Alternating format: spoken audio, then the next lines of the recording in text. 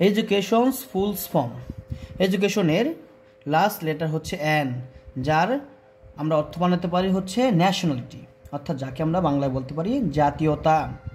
তারপর হচ্ছে ও, ওর আমরা ওয়ার্ড বলতে পারি অপরচুনিটি, অর্থাৎ সুযোগ। তারপর হচ্ছে আই লেটার, আই লেটার দ্বারা আমরা বলতে পারি ইন্টারেস্ট, অর্থাৎ বাংলায় আগ্রহ বলা হয়।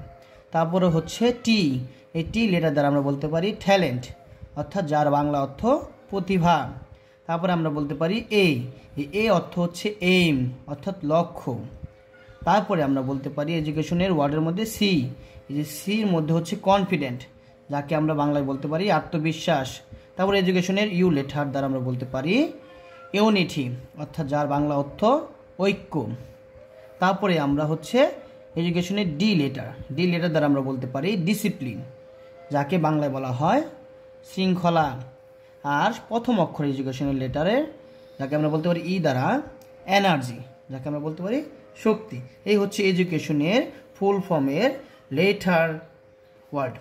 তারপরে আমরা বলতে পারি স্টুডেন্টস, ফুল ফর্ম অফ স্টুডেন্টসের যে ওয়ার্ডগুলো আছে সেই লেটারে আমরা বাংলা অর্থ জানবো। যেমন টিকে আমরা বলতে পারি টুইঙ্কেল, অর্থাৎ আমরা বলতে পারি পলক অথবা ঝিকঝিক করা।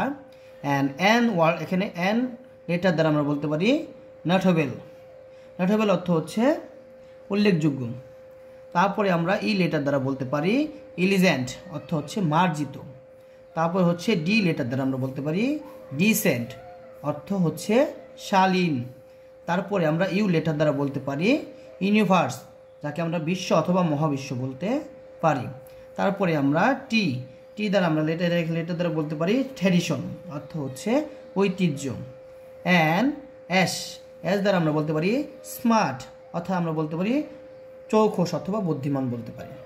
এই হচ্ছে আমাদের স্টুডেন্ট এবং এডুকেশনের ফুল ফর্ম লেটারের ওয়ার্ড।